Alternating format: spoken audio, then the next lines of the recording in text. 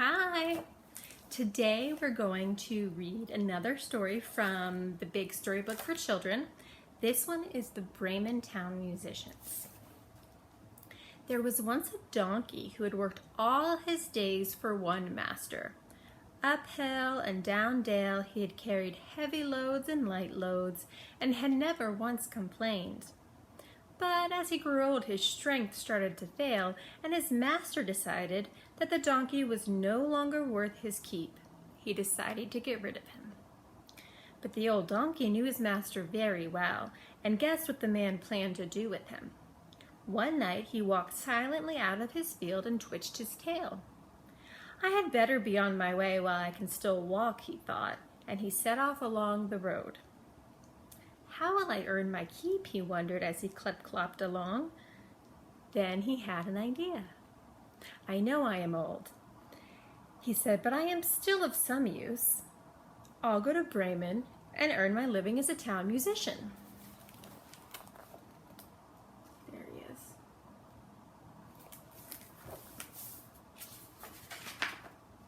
The donkey walked through the night, and just as dawn was breaking, he met a dog.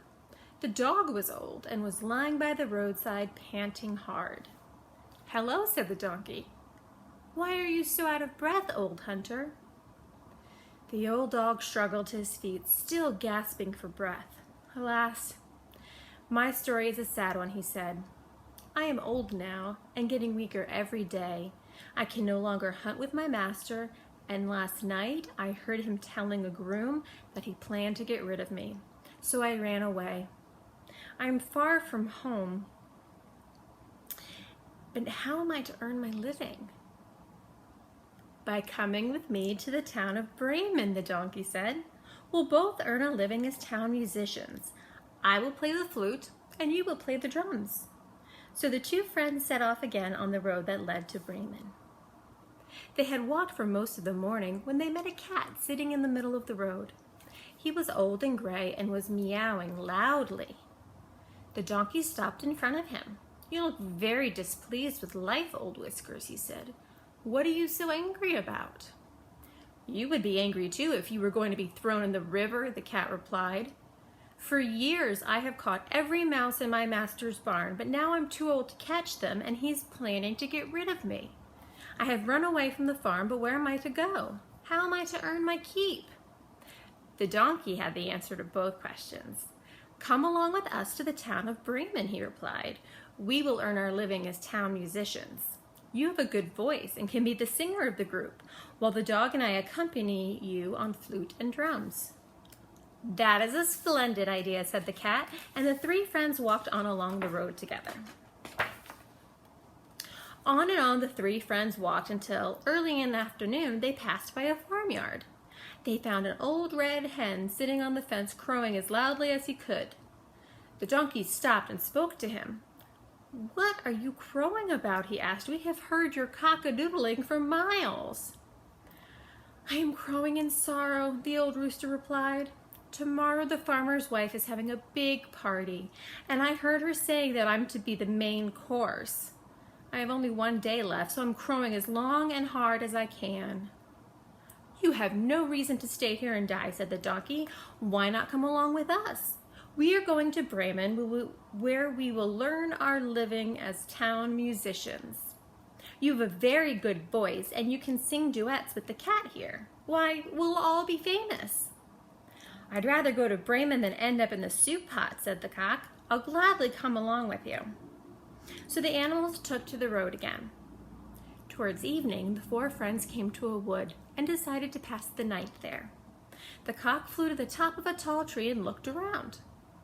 "I can see a light glimmering among the trees," he reported. "It must be a house." "Well, then let us go to it," said the donkey. "We may find shelter there, and perhaps some food. Come on." The animals made their way to the light, and in a small clearing they found a cottage. The donkey, who was the tallest, peered into the lighted window. "What do you see?" asked the dog. "I see 4 robbers sitting at a table," the donkey said. "The table is spread with food and drink. Oh, it looks good." "I'm very hungry," said the cat. "So am I," said the dog. "Me too," said the rooster. "Then we must find a way to get the robbers out of the cottage and us in," said the donkey. "Then we'll feast all night long." And I just realized I forgot to show you pictures. So we're going to go back. This is when the donkey met the dog and when they met the cat. And now we're caught up to where they're all four together now with the rooster. And there are the robbers sitting in the little cottage.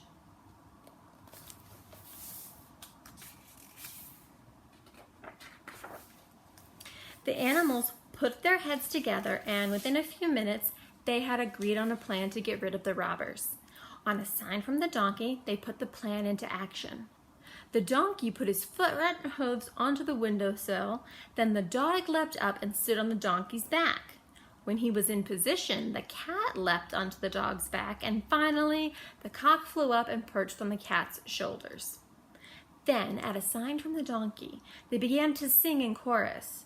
The donkey brayed, the dog barked, the cat mewed, and the cock crowed at the top of his voice. Then, at another signal from the donkey, they crashed through the window, sending bits of broken glass all over the room. At the horrible noise, the robbers leapt to their feet and fought each other to get to the door. Without glancing behind them, they ran off into the forest, crying and shrieking in fright. The four animal friends laughed as they watched them go. And when the robbers were out of sight, the animals turned their attention to the food. Seating themselves at the table, they ate and ate until they could eat no more. Then they decided to find themselves comfortable beds for the night. The donkey lay down on a soft pile of straw in the yard. The dog found a cozy corner behind the door, and the cat settled himself in front of the fire. Putting out the lights first, the cock then settled down on the roof. Meanwhile, the robbers had overcome their fear and crept back to the cottage, where everything was dark and still. "It's silly to be afraid of a little noise," said one. "I'll go and see what it's all about." He tiptoed to the house and crept inside. The cat's eyes glowed like red-hot coals, and the robber tried to light a candle from them, but the cat leapt up and clawed and spat at him. He fled with a shriek. But as he passed the door, the dog bit his leg, and he hobbled into the yard only to bump into the donkey, who kicked him hard. The cock cried, "Cock-a-doodle-doo!"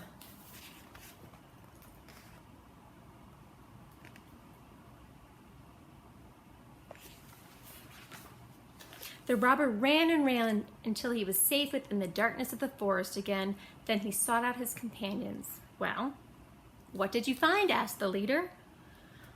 "Oh, it was horrible," the robber said, still shaking with fright. "In the cottage there was a gruesome witch who scratched my face with her long fingernails. Then there was a giant guarding the door who slashed my leg with a long knife. Out in the yard, a hairy monster hit me with a heavy club, and while I was running away, I heard their leader calling, 'Bring the rascal here! Bring the rascal here!'" When the robbers heard the tale, they all agreed that they would never return to the cottage. They would travel far away from the fiends that lived there. And the animals? Well, they never did get to Bremen, for they found the cottage warm and comfortable, and they had plenty of food and drink. They lived out their lives there, and every evening they would gather around the fire to sing and play together.